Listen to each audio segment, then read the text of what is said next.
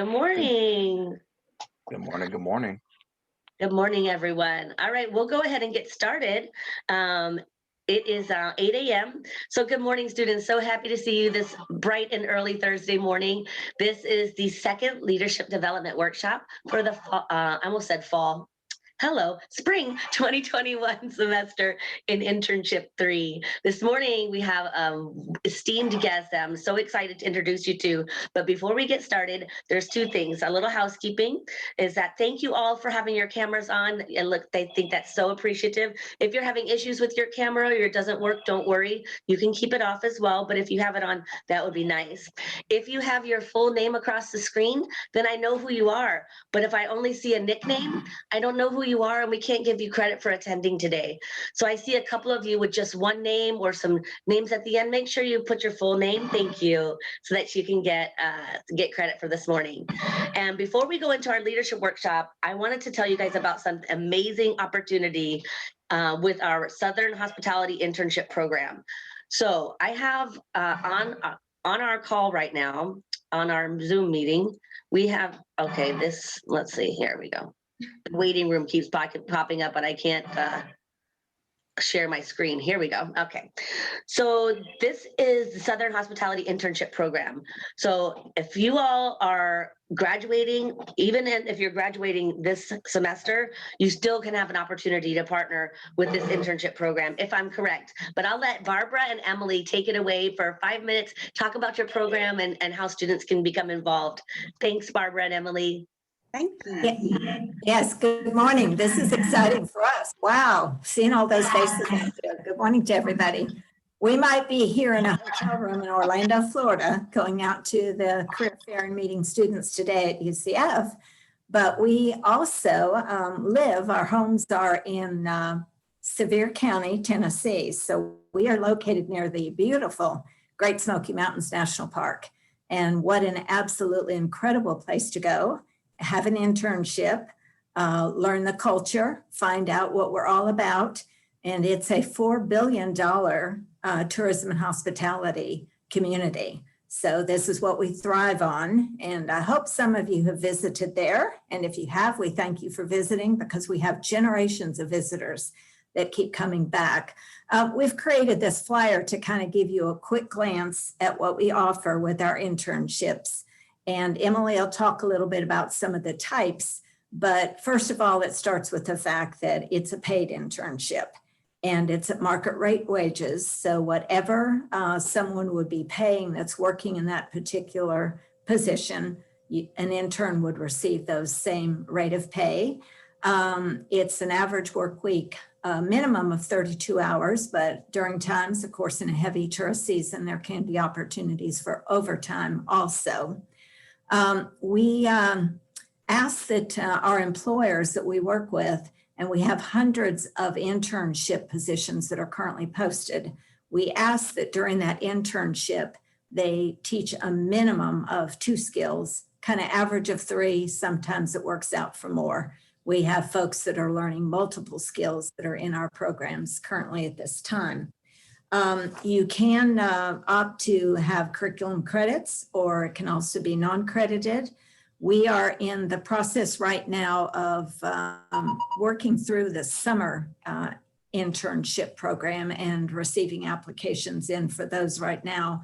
Summer registration ends March 15th, and fall is starting to open up, and our employers continually post and add new jobs.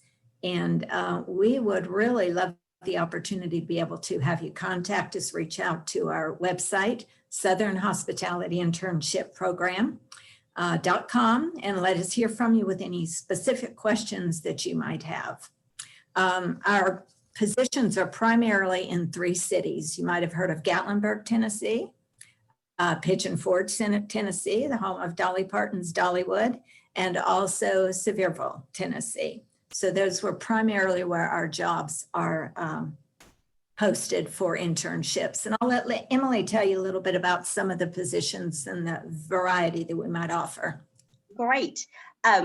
We really are looking forward to having some more of the UCF students come to Sevier County and do some internships. And just some of the particulars that we have, some of the jobs are like a lot of the ones that are here in Orlando, but we also have stuff like marine biology. We have all kinds of culinary food and beverages. We've got lots of restaurants.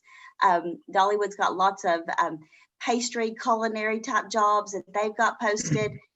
We've got admin assistants. We've got accounting jobs. Although we're a tourism mecca location, we still have those much needed jobs to run our facilities.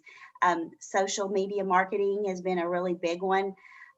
We've got some of the businesses that we have are like, we've got a rafting in the Smokies. If you like rafting and you want to be part of a rafting team, we have all kinds of jobs within that organization. And we do have hotels, we've got restaurants, we've got attractions, but all of those businesses have much needed jobs that have to keep the businesses going. So those are the jobs that are available. Once you do come to the business, you're going to learn 2 or 3 or 4 job skills. So you're going to learn the whole how to run a business, and it is a lot of fun. We have fun. Just being in the area is fun. You can hike. You can do some lots of fun stuff. We have swap. All the businesses can take turns, and you can go and visit Dollywood. You might go to Ripley's Aquarium. You can take advantage of some of those employee perks that our businesses offer within Sevier County. So I know this is a short, down and dirty sort of little plug, but go out to the website, go to that QR code. All those interns are listed, and these businesses are posting every day. So we encourage you to reach out, and if you have questions, let us know. That you can contact us directly through the website, and we'll get back to you immediately. But we're here recruiting interns for our businesses. So if you're interested in traveling, we encourage you to come to Tennessee. So students, I'll put this Word document with the QR code in the chat, and I'll also email it in web courses. So in just a little bit, but they're going to be on campus today from 10 to 1 on the Rosen campus. If you want to stop by and talk to them or email them, the reason I invited them is these are hundreds of jobs that come with housing and are paid in Tennessee. So don't miss this opportunity, okay? Barbara, Emily, thank you so much. And we appreciate you stopping in. Thank you, Austin, for allowing them to take up a few minutes of your presentation time. Ladies, have a great day. And we hope so a lot of great candidates will come and apply with you, ladies. Thank you so much. Thank you. It's been great to watch the comments come through on who's been to Tennessee and Pigeon Forge and how much they love the mountains. And we love them too. So please. Yes. Thank you, ladies. Thank you so much. You're more than welcome to stay in the presentation if you want. Okay. All right, thank you. All right, Austin Watkins. Good morning, sir. How are you today? Morning. Great. Thanks for having me today. Thank you for coming. Thank you for coming. Students, we have the honor of hearing from Austin with Timbers Resorts, and he's going to talk to you all about his career throughout the last over 20 years in the hospitality and tourism industry. So I'll go ahead and make you co-host, Austin, and you can take it away. Okay, thank you very much. I'm just going to bring my presentation up here. 1 second. Perfect. And ladies and gentlemen, while he's pulling that up, again, if you have any questions, head over to Rosen campus today to talk to Emily and Barbara. Okay, everybody seeing my screen okay? Jessica, you see that all right? Nope, I do not. Well, then that would not be what I'm trying to achieve. Jessica, 1. I have 3 monitors going here, so I apologize. But now is everybody seeing that okay? Yeah, now I can see it. Oh, I love my life in luxury hospitality. Yeah. Well, first of all, thank you to Emily and Barbara for sharing about that internship. That does sound like a lot. It does sound like a lot of fun.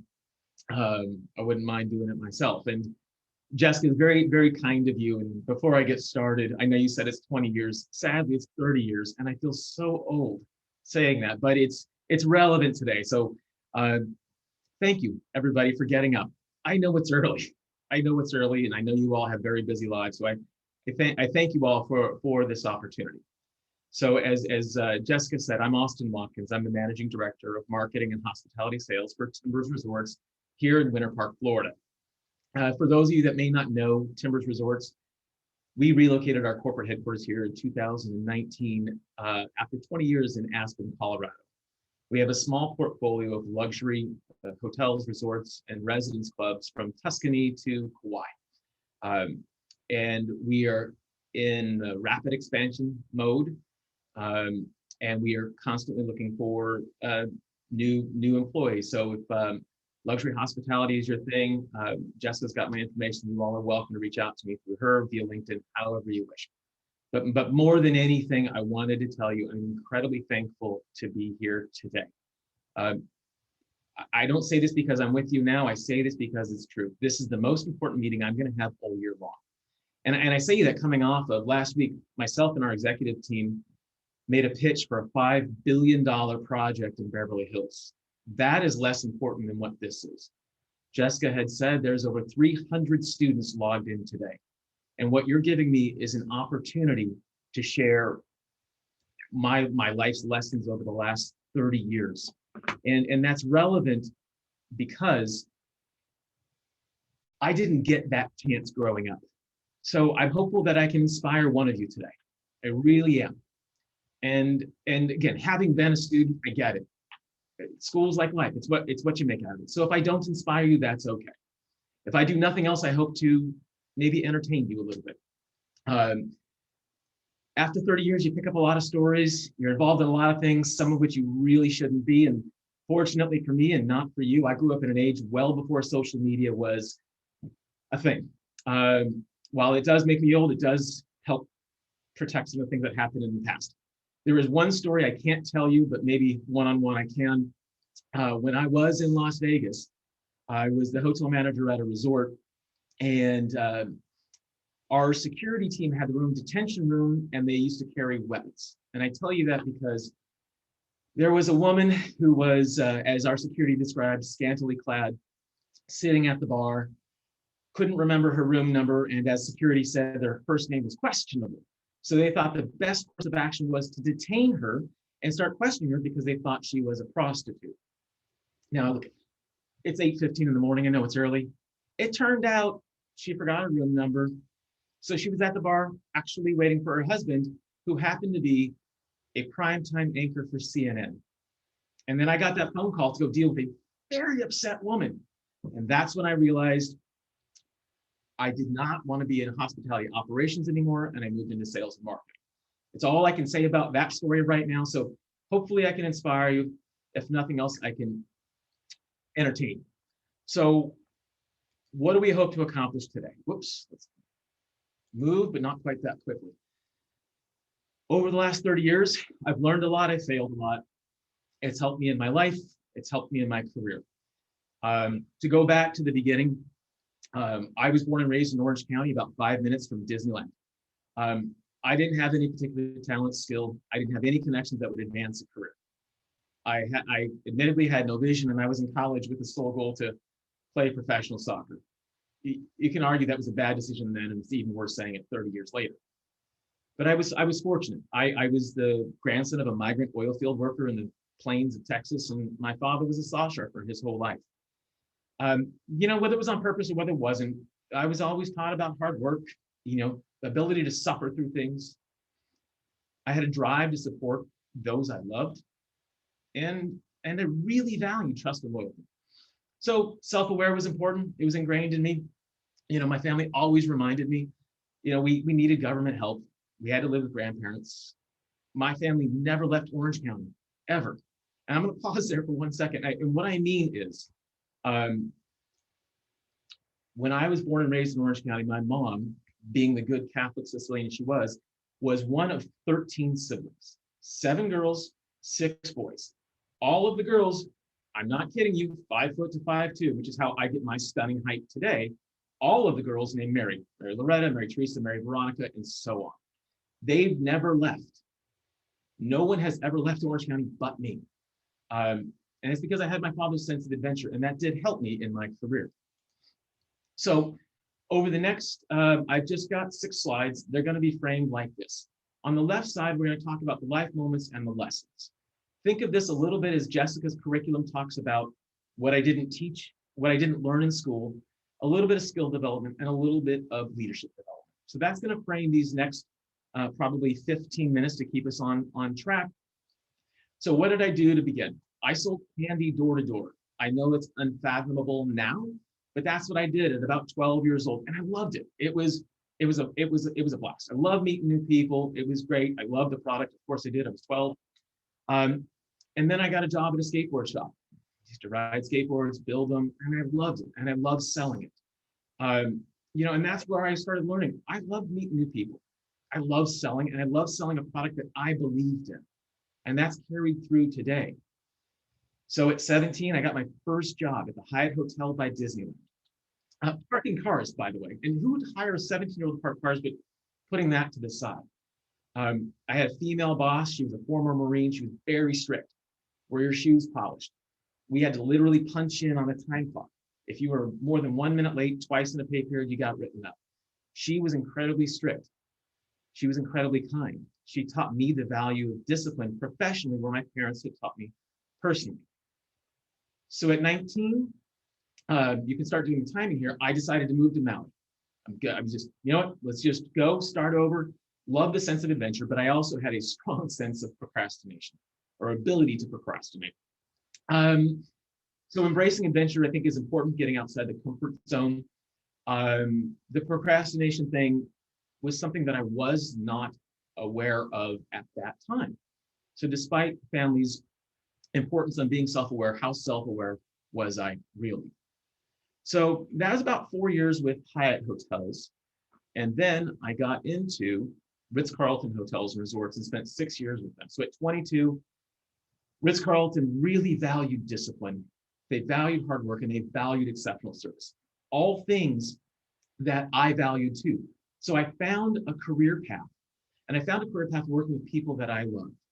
And I say that specifically because I was in the housekeeping department, and I worked with these housekeepers, these women, these mothers, these sisters, these daughters, who worked tirelessly, broke their backs for their community at home and their community at work.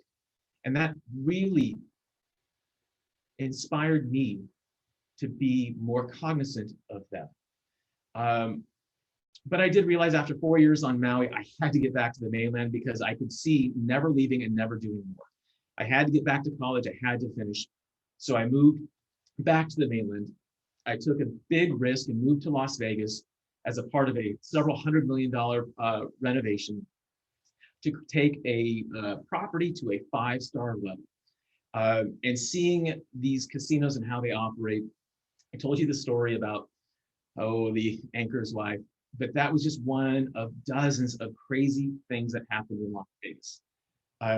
There is a major CEO now who ran several hotel brands. He was flying private coming in, and his wife was trailing behind. We got him to the hotel. Our drivers got the wife, and we had a backup limousine following them just to make sure nothing happened. And our backup limousine rear-ended her. So again, I had to go tell the CEO of several companies that we got his wife injured. So there's a couple of reasons why I chose to get out of operations. And I found sales and marketing. And that's where I found my ability to add real value, be a force multiplier for an organization. So if we look over that kind of 7, 8, 9 years, valuing the people that I was with, getting to travel the world on the company's dime, it was amazing to me. It opened up an entire world. I don't think I even had grilled fish until I moved to Maui when I was 19. There's so much I learned. Finding my calling after a career path was important. And there's risk in that because there were failures along the way. But there's also reward in that when you can find your calling. So taking those life lessons and applying them professionally is, for me, important. So, life is not fair. It's not all rosy. It's going to suck from time to time. And so the only way I could title this was These Were the Dark Days. I just don't know another way to say it. So a couple of moments happened in this stage of my career. For those of us around when 9/11 happened, everyone remembers those moments and the impact it was on us. And I realize that some of you may be too young to remember where you were or maybe even born, and I get that too. For me, and this is pretty poignant, I was at LAX on 9/11 at about 5 in the morning, trying to get on the flight to go to New York for a sales trip with my boss. And I remember my mom calling me, and she said, "Lick, you can't go to New York. There's a fire at the Pentagon." You know, it's early, and what are you talking about? I'm not going to DC. I'm going to New York. She said, "No, you got to get to a TV." And so a bunch of us huddled around this limo that had a TV that was probably this big, and we saw the towers come down, and the world had changed. Why it was poignant to me was, for those of you that knew the old World Trade Center, the Twin Towers, there was a restaurant on top of one called Windows of the World. Great book about it now, but I, along with 30 of my colleagues from Ritz-Carlton, were scheduled to host an event the next morning for about 100 clients on the top of the World Trade Center. Had it been one day different, who knows? Okay, so fast forward. We know that I liked discipline. I worked hard and I could suffer. But what that meant for me was, personally, I didn't place value on those around me, those that loved me, and my work-life balance. And that side of my life suffered. So I was grinding and I was good, but I was married for 11 years and everything for me was about work. Until one day, it was 15, 16 hours, I come home and my wife of 11 years had left. Literally a letter on the stairs. Packed up, took her stuff and went. And that sucked for me. But think about what I had to put her through in order for her to think that that was her best choice. So that was a moment that I really learned about work-life balance and valuing those who support you. And that was bad, and that sucked. And by the way, she's happy now, remarried to a guy that's way better for her than me, so that's all good. But then the great credit crisis happened. And as you know, I've said I valued my team, I loved my team, and I had to lay every one of them off. That, for me, was hard. So the dark days, right? That's what it was. And so coming out of that, we'll call it the grind. I was with Four Seasons Hotels and Resorts, part of a 15-year career. They sent me off to Singapore because the Singapore hotel needed some North American help. So I went in there as the American thinking I knew what we needed. Quickly learned that the American perspective isn't necessarily shared across the world. How business is done, how life is done, isn't American-centric. And damn it, that's true. That's very, very true. As I say, the lesson, I was unaware, I was uninformed, I was just too damn ignorant. So, that was a big wake-up call. But also, with Four Seasons, they had a very open, transparent book about compensation. And I had asked in Singapore, the Four Seasons folks, let me see the comp, how it's built. And they wouldn't share it with me. And so I learned to do it myself. And I found out I was not being paid fairly. And that really got to me. My wife at the time, she's now my wife of 12 years. We had a boy and we had a girl under emergency circumstances, born very early, a lot of time in NICU. I thought they were both not going to make it. I was in the hospital with them. My boss called me, not to check on me, my wife, and my daughter, but to tell me that I input my time off incorrectly. So needless to say, that was the end of our relationship. And at that moment, I knew I had to better myself. I had already gone back to college to get my degree, but I needed to add more to it. So Temple University has a program where they run simultaneous cohorts over 5 locations across the world. I joined their executive MBA program and I started grinding. I had a job on an executive committee that took me 70, 80 hours a week. And then I had weekends, 16 hours a weekend in this school, and we grinded, all with the purpose of getting better. I can suffer, but can I suffer enough to get better out the other side? Because clearly Ritz-Carlton was good for me and Four Seasons was, but I was growing in a way that was separate and apart from Four Seasons. So I started at being very ignorant and unaware. I knew the value I brought to the organization, and I wanted to align with organizations that shared my values. So I knew by sacrificing and by suffering, I would improve. And the Temple program really taught me critical thinking. Those are all skill sets that I've used every day since I learned those. And I remember running when I was in Singapore, and I got a phone call while I was running from a former friend who said, "Hey, I know you love Hawaii. I'm leaving Hawaii, and I want you to have this job at Four Seasons Hualalai. If you haven't seen it before, I recommend you look it up. There's not another resort like it on the planet." So without question, my wife, my kids, and I, we moved to Hawaii. And I had a boss there who was incredibly benevolent and kind and had this true spirit of aloha that helped bring it all together for me after about a 25-year career. But it wasn't all roses, right? I'm going to run a little short on time here, so I'm going to tell you quickly.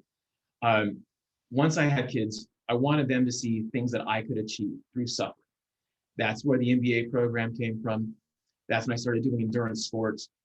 And in 2015, I was organizing an interview for Sean Astin, the actor, in Kona. He was talking about how he was going to do Ironman that year, the Ironman World Championships, to inspire others. If he can do it, anybody can. And if you don't know what the Ironman is, it's a 2.5 mile swim, 2.4 mile swim, 112 mile bike, and a 26 mile marathon to follow. That moment inspired me to do that, and I did it. And I swam 75 miles into the bay, and in that time, there was a shark attack that took somebody's leg in that bay. I was swimming, this is a couple years later, just moving quickly here, in Kona Bay with my boss. A boat came up to us, says, "You got to get out of the water, there's a missile coming." We were half a mile out to sea. The boat didn't help us. We had to swim back home, swim back to the land. At that time, we had Bill and Hillary Clinton at our resort. We had hundreds of people, and we were trying to haul ass to get back to the resort to find out what had happened. So those you may remember, it was a false alarm, but it was a huge PR nightmare that we had to deal with. I won't talk about now how my wife and children called me in their pajamas, confused and concerned, but maybe another time. But what the worst moment in my professional career was this erupting volcano. We were losing hundreds of millions of dollars, and the world didn't believe that we were safe. So we had to go on a campaign that included us creating an entire beach in Midtown Manhattan and airing it on a weekend news show to millions of people to show that case. There's a lot of lessons learned in that, but with the right group of people, you can achieve anything. So those were really, really important. And so now I've come here to Timbers Resorts. They recruited me away from Four Seasons, a place I thought I would never leave. But this organization is so aligned with me personally and professionally. It was an easy decision leaving all of my friends and colleagues after 15 years because this is a family organization. It is family first. Our CEO, Greg, hates it when we wear jackets, doesn't want it to be too stuffy, but he wants us to drive it like we stole it. And so we do. And so we're rapidly expanding. And I'm at the stage of my career where I'm looking beyond what I can accomplish and how I can share that by giving back. So professionally, I get to hire people and train them and promote them.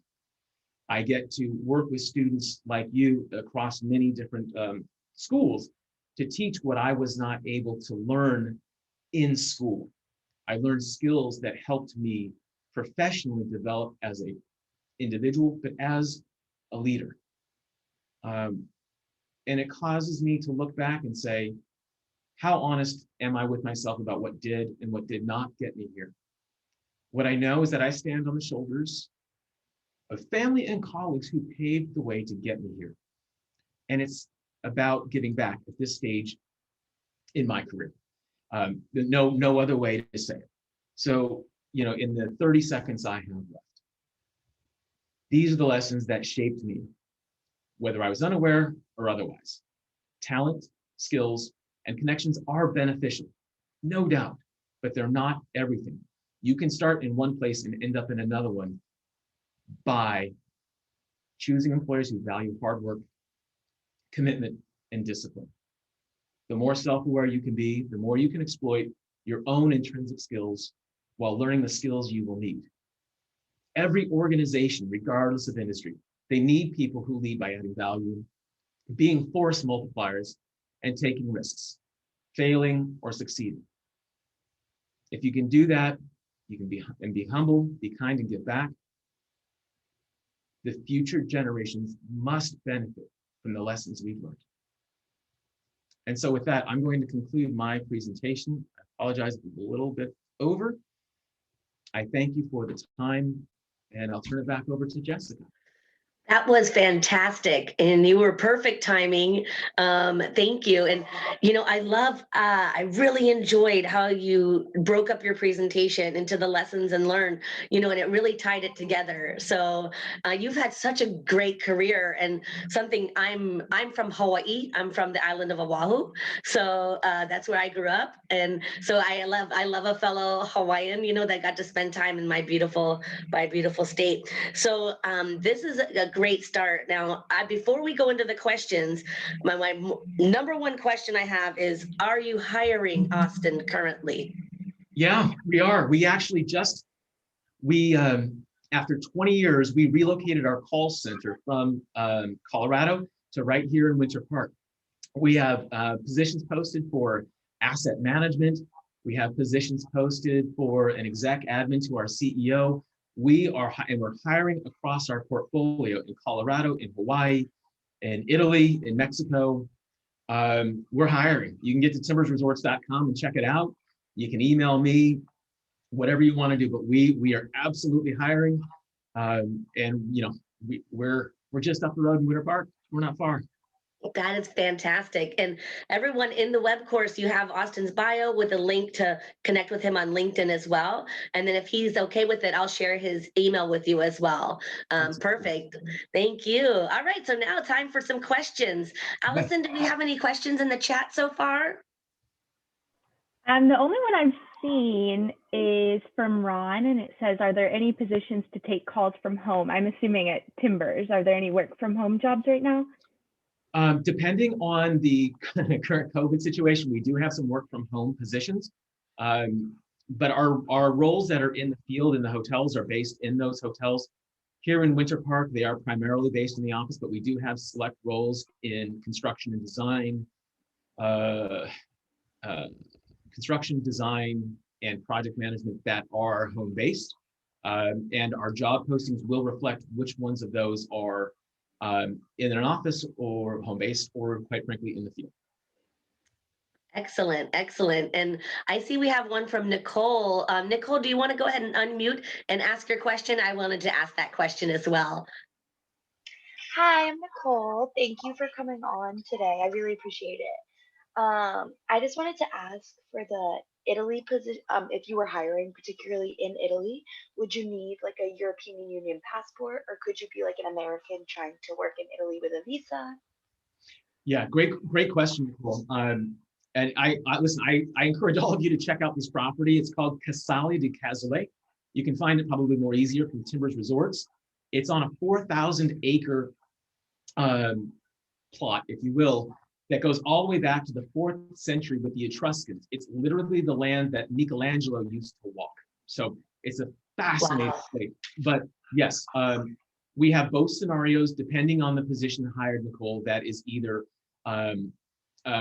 American on a work visa, or as you described, kind of a European Union passport, depending on the level of the role. I will say during COVID, we haven't been able to get really any Americans there, unfortunately, in about 10 months. So we would see, once those restrictions lower, that those will then come back. We know the European Union just changed the rules for travel on Monday. Unfortunately, that still doesn't include the US because of our current level of outbreak for COVID. But we expect that to change in the coming weeks because their tourism as a country is down over 70%. And it's unfortunately crushing the people there. Thank you. Can I just ask a second part of that question real quick? Of course, yes. So I would also be interested in maybe like starting in a position here potentially. Would there be room for growth to potentially move to, like, when things open up, to apply to like an Italian or like a Singapore, like somewhere out in the States? 100%. That this organization, Timbers Resorts, it is all about promotion from within. Our CEO was a project manager when he got started. Our managing director for hospitality operations, my counterpart, Jesse, was a bellman at the Carneros Inn. That story repeats itself time and again, time and again. We don't hire people for what they're going to do today. We skill them up so that they can get ready for tomorrow. In fact, as soon as we finish here at 9:30, we're closing on a $100 million deal down in the Florida Keys, and we're going to go from 0 employees to needing about 50 by April 1st. So, that's it's because it's a long story, but we are developing a lot of properties with distressed assets. We have a lot of capital. We're growing and growing and growing. So, Nicole, to your question, you could certainly start here and grow beyond based on whatever it is you want to do. And like I said, that story has repeated itself for 2 decades with Timbers results. So we'd love to have anybody that wants to do the same. Excellent advice. I like it. So start now. And now we have some feeding into the chat. So next up, we'll have Julio, then Shannon, then Sydney. Then I see Kadecha, you have your hand raised. So that'll be up next. So let's start with Julio. This is a great question. Would you like to unmute yourself and ask? Hi, yes. Thank you, Austin, for coming here today. Thank you, Jessica, for this class. I just wanted to ask, what are some of the things you did beforehand when you were working in operations that helped your transition to sales and marketing go smoothly? Yeah, you know what, Julio, great question, because I glossed over it. It's kind of hard to condense 30 years into 30 minutes, but so I started as a bellman, and I worked at the front desk. I worked at the concierge. I worked in housekeeping. I had a small stint in F&B, and I was terrible at it. Although I did get to see Paula Abdul run headfirst into a glass wall, which was hysterical. But I was a butler. I worked in the recreation department. I kind of worked everywhere.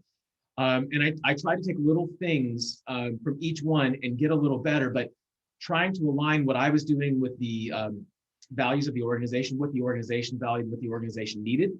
But I just kept moving up with confidence for no reason, meaning that I took these risks all the time. The GM would walk in and say, "Oh my God, it's busy over there. Can you do that?" Sure, totally. No idea what I was doing, but I just took those chances. But I did nearly every job in ops, but I started with just an ability to sell. And when I say sell, all I mean is that, I loved what I did, and loving people, I was able to connect with them. I wasn't trying to sell ice to an Eskimo, as they say. I was just trying to say, look, you might benefit from having this. You might like this versus that. And so taking my intrinsic skills and the things I learned kind of what got me to sales and marketing. And then in sales and marketing, the rest was history. It's a needs-based selling. It's a Simon Sinek, starts with why. It's Stephen Covey's begin with the end in mind type of principles. There, many others who have said it much better than me, but I did that to get into sales and marketing. So thanks, Julio. Thank you. Thank you so much. That was great. And by the way, he just threw out 2 names that were really important. And so they're great books to live by. And maybe Simon, you could, I almost said Simon because I was thinking of Simon who you just said, but Austin, maybe you could send them over the students a list of your top books that you suggest to read to be a great leader. Because I think that's a really great thing for students to learn. So thank you. All right, Shannon, you're up next. Shannon Lewis, would you like to go ahead and unmute and ask your question? Sure, and I apologize for my lack of a camera. I'm just having some technical difficulties at the moment, but I was wondering if this would be kind of more for like hotel experts, or would you be like, what is this company open to more newbies who are new to the like hotel scene? Great question, Shannon. As you saw from the top, I too had technical issues, so no worries at all. So Timbers Resorts has 4 primary lines of business and is absolutely open to people with 0 skills. In fact, with our call center here does, and just as one example, does about, 12,000 calls, and it makes the company about $3 million a year. And everybody we have hired has no background in it. So that's just one example. But our 4 primary lines of business are building and developing private clubs. We have debt and equity funds. So we have people along the lines that are underwriters and experts in finance and various areas, operating hospitality, selling real estate, and selling hospitality. So we have those disciplines and kind of everything that supports that. And we absolutely always need people that are new to the workforce. And the great thing about hospitality is that you can start and you don't have to know anything.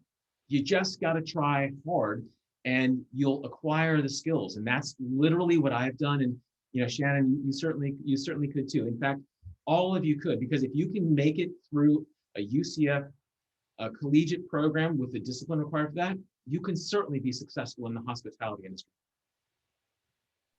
Thank you so much. Excellent advice, absolutely. And I like that, so students, if you're wanting to switch into the hospitality, into lodging, there's so many opportunities there. And I know you said something about the Florida Keys as well. Can you tell me where that property, that $100 million property is going in the Keys? Jessica, I actually can't. We're under an NDA right now, but you'll know soon. I like it. I'll be waiting for the press release. Absolutely. All right. So up next we have Sydney. Sydney, would you like to go ahead and unmute and ask your question? Hi, sorry, I'm going to Honda right now to get an oil change, but I was just wondering if you guys do, like, after graduation, I know some companies do like a manager in training, so basically it's like a 6 months training, and then after that you can go to any property and basically just be a manager. I was wondering if you guys do that. Yep, Sydney, we absolutely do. Those are more property specific based on individual properties needs. Kauai is our biggest development, and Jessica, you may know it at the old Kauai Lagoons location, the Chris Hemmeter property that never got finished. That's us. So we are in phase 2 there, and we have huge needs. So they have it going on there. The Sebastian Vale did have it going on. They're going to be coming out of ski season soon, so likely won't have anything for the summer. So what I'd say, Sydney, is if that's something that you're interested in, keep an eye on our jobs board. We'll always post it. And just to be fair, my former organization, Four Seasons Hotels and Resorts, does the very, very same thing, and as does my very first organization, Hyatt Hotels. All of those, not to exclude Ritz-Carlton, but they've just changed over time because of their association with Marriott. All of those organizations actively recruit exactly what you're talking about. And I would encourage all of you to watch the job boards for the organizations that are attractive to you. And I encourage you to proactively reach out to those people that are the decision makers so you can understand what the requirements are. Just sending in an email, replying to a post is not enough to stand out in a crowd. So if it is something you're interested in, I encourage you to be proactive. Don't be afraid of the rejection. Just go after what you want. Okay, thank you. Thank you, Sydney. That was a great question. All right, up next, Kadecha, do you have a question? You can go ahead and unmute yourself. Hi, good morning. It's Kadisha. Sorry, I get that a lot. So my question is, I was listening to you speak, Austin, and you brought up 2 life events, which were 9/11 and the Great Credit Crisis. Yes. Now we're going through the coronavirus crisis, and it's been almost a year. I know a lot of people I'm in the industry, and I know a lot of people who are within the airline industry that are still furloughed or laid off, people that work with, Disney as an example. Now, how do you overcome, how are you working on overcoming this life event that we're going through as the world goes through this process, while you're still acquiring different properties? What is it that you're doing different that will make this industry stand out or overcome this event? It's a great question, Kadisha. And absolutely, to be fair, this is the worst worldwide event that I've ever known, and I don't know that the world's seen anything quite as bad. And I didn't touch on this point, and I apologize for not having done that, but we're very fortunate at Timbers Resorts because, as I talked about, the multiple lines of business that we have, when one goes down, we can focus on the others to sustain the business. And that's it was a strategy that our CEO, our founder and our CEO employed 17, 18 years ago. And when they went through the Great Credit Crisis, and we acquired, I think, 4 properties at the time, 5 properties at the time, they found that it was a great model that worked, so much so that Oak Tree Capital, who is our majority shareholder, had agreed. So we're pretty diversified. It helps us be a little bit insulated. But as I said, our CEO values things like drive it as you like to stole it. So we just you look what's thrown at us. We sit in these think tanks and we try to figure out how can we drive any type of business. And there's a lot of strategy inside of that, but we looked at the path ahead of us. We tried to find areas of the economies that are still working and how can we apply what we do to that. That's the short version, but happy to talk about that more. But all of the trends that we're seeing and the underlying data through the GDS and other is that recovery is coming, depending on where in the world, but summer and onward seems to be significantly stronger. And so we're hopeful for everybody because we all know thousands of people who've just been so terribly affected for nothing they've done wrong. And it's really, really heartbreaking. But Kadisha, great question. And thanks for asking. Thank you so much, Austin. That was, our industry, I've been in the industry as well over 20 years before I came into education, and I went through 9/11 and the credit crisis. And this COVID is more detrimental and has been more devastating than all of those combined.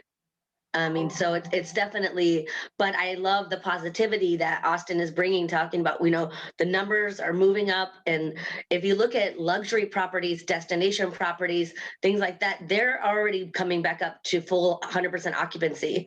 So some of the other like residential and corporate meeting areas of our industry might take a little while to build back up, but luxury and destinations are already building back up. So there's opportunities there. We do have about time for one more question. Before we go to that, which will be Regan, there's a few students in the chat who have asked about food and beverage and event positions. So do you have those types of positions for students as well? Yeah, absolutely. Absolutely. Here in Winter Park, it's just an office, so we don't have that here. But certainly in our Jupiter, Florida property, Kiowa Island, South Carolina, all of our properties have some version of a food and beverage operation, some larger, some smaller. All of them really, though, are around kind of custom, bespoke experiences that are really, really meaningful. What we do is at the very high end of luxury, so everybody that we cater to can afford to have anything they want. So we focus on the connection and the experience, and that's really what drives the satisfaction for our organization. I know that's a really big comment in a small few words, but really, really important designation for what we do. But yes, F&B is huge for us. I just happen to suck at it. So, what about events? Do you have event positions as well? Yep, absolutely. And in the Florida Keys, we'll be doing about $1 million a year at that property. So we haven't hired, we haven't identified, we don't even have a kitchen yet. But it's important. Wonderful, wonderful. My dog is trying to pull my laptop off of my thing. Hold on a second. Tessa, you have my thing. It's on your foot, darling. Okay. All right, last question. Your dog and Sarah's cat and see what happens. I love working from home because then we get to see our and spend time with them. They're not here by themselves all day. All right, last question. Regan, this is a great question. Do you want to go ahead and unmute yourself and ask? I actually am at work right now, but I can do it through voice if you can hear me. Yes. So I have never imagined myself working in hotels. I've always wanted to go into the film industry. So if you had to say one thing to convince a skeptic to go into hotels, what would you say? Okay, so I spent several years working in Los Angeles, Beverly Hills area, and I could give you a billion stories over celebrities who talk about they're on this great diet and this and that, and they go to their room and order room service, cheeseburger, red wine, French fries, there's a billion things. I would tell you the entertainment industry, it's amazing, but it is really void of morals for many, many organizations. There's a lot of nepotism there. There's a lot of sexism. There's a lot of really tough things. That's not to say there's not great, but it's a tough industry because it isn't a meritocracy in many, many cases. It's more about who you know or what you can do for them because of your own connection. I'm not trying to devalue that. I have friends and family in the entertainment industry, but boy, that's a tough existence. The hospitality industry is not the highest paying industry on the planet by any means, but it is needed across the world and has always been for as long as really people have existed, more or less. But if you can endeavor to get past that line level and into management, the salary and compensation and all those benefits are they're 6-figure plus. So it's the type of organization or industry that really does value meritocracy, that have a good workplace guidelines where people do treat each other fairly and consistently, 4 seasons, treat others as you wish to be treated. So I think, Regan, you just have to decide where your passion is. And if you love what you do, then you should pursue that. But if you don't love what you do, definitely don't chase down an industry just because there's a potential for success. It's the best thing I could answer for you in a short period of time. But listen, I don't care what you do, just chase your dreams. Don't let anybody tell you you can't. Because if I can do this, anybody literally can do this. Thank you so much. And that was a great ending words. If he can do it, anybody can. So I want to thank you so much, Austin, for coming in this morning and talking to our students. We'd love to have your top 3 business books that we can all read or listen to as a podcast or an audio book. Thank you for today. Students, you can connect with Austin on LinkedIn. I'll also be sharing his email via web courses. I hope you all have a fantastic day. Thanks again, Austin. Welcome, Jessica. Thank you, students. Best of luck to all you guys. Go crush it, really. Drive